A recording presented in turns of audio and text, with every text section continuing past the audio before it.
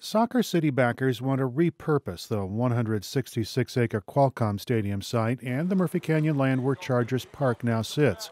FS Investors is looking to demolish the stadium, tear up the parking lot, and rebuild the area.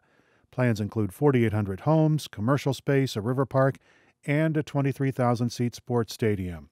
Chargers Park would become a soccer academy.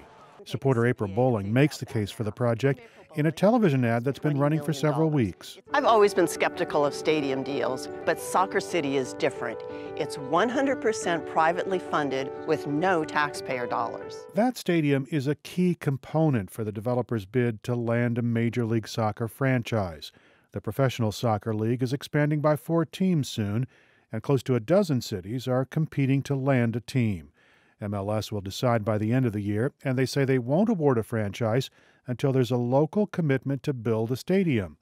FS Investors say if there's no team, there's no SoccerCity development. The deadline has been a constant talking point for spokesman Nick Stone. The council can choose to push it to a vote.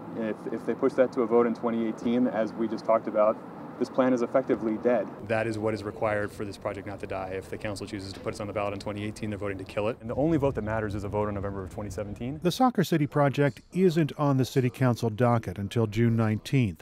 That's when city officials will publicly debate the project's merits. San Diego City Council member David Alvarez says he supports putting SoccerCity on the ballot, but not until November 2018. This decision is a pretty big one. We don't have land like this available to develop in San Diego and in the core inner part of the city. This is a pretty big decision. I think we should have the best deal possible. Alvarez wants San Diego State University to be part of the project. The school pulled out of 2 years of talks with FS Investors, saying their needs weren't being met in those negotiations. Meanwhile, Alvarez says the city's voter-approved Measure L calls for referendums and initiatives to be placed on November ballots when turnout is high. Do we want a few San Diegans to make the decision, or do we want the majority of San Diegans to make the decision? That's what this ultimately comes down to. Councilman Chris Cate opposed Measure L, but he says voters approved the charter change by a wide margin, and he says it's his responsibility to abide by that decision. Cate says Measure L also permits initiatives to be added to special November elections. People should have an opportunity to hear this on its merits, each item on its merits, and if we don't have a special election called for, I think that will not allow us to actually have that full vetting that each item does deserve. Cate is looking forward to that discussion because he's already gotten a taste of the debate from his constituents. He expects a spirited dialogue. There are a number of folks on all sides of this issue, some who do not support it because they feel that the project would be too dense for that area.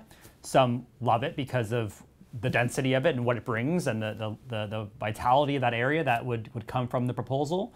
Some like it because of the sport, some don't like it because of the sport. The SoccerCity plan doesn't die if the measure for a special election fails on Monday. The council can decide to revisit that issue any time over the summer. The project itself also escapes an up or down vote on June 19th. That's because the signatures gathered by supporters only give the council 2 choices: approve the project outright or put it on the November 2018 ballot. The council would have to approve a separate item to add it to a special election this November. Eric Anderson, KPBS News.